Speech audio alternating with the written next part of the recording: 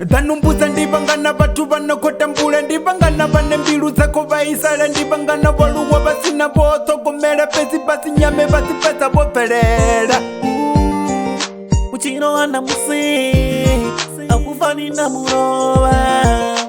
ufateba rusiya vitwa vitafana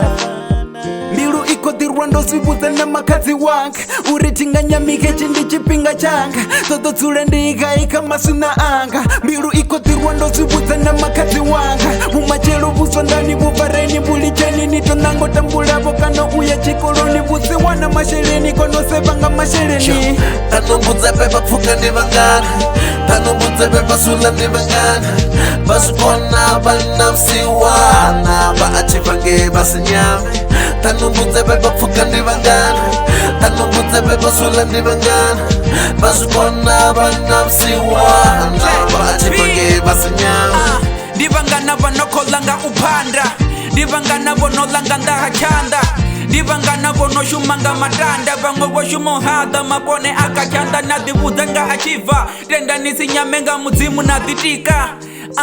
Ni mutu nitayopika Nainwi ningafuka lingwa tuba nadhipina Mukomana wanga kola uko shuma Nisongo nyama nainwi dobu ya vuma Iya nipanda niwa munazongo huma Nono achiva badoda bako ni juma Duba ndilitiba la badoto wabi Ninga baka TV, ninga ita na pati Ninga bana ya panda hufiska indi limiti Vanini ya shuma niwa muna ni jefiti Adolfu uko shuma uya panda niwa muna na imani uko shuma Habe ono bana ende uche mana uya dibanga bangana Bati habinga chibana ako yobo na bangana Tanumbuze pepa kufuka ndibangana Tanumbuze pepa sula ndibangana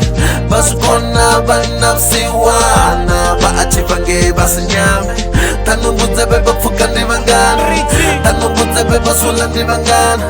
Basukona banafsi wana Baachifange basinyame Baby wamtano unevara huna tit Usina ono shumango endo sapitit Baby batipanda ene nago hubusiku Swichikonda padi uriba ifare nyuku Ndurisa tembi humuku kupeti Swikokonda ndisina na buruku Ndikoshona na chimbira patani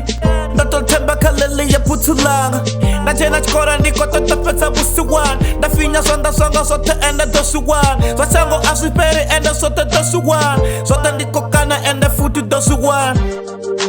Tamara tiyo Sina watu shuma Tamara tiyo Sina watu shuma Dari Samara tiyo Sote zito sumerwa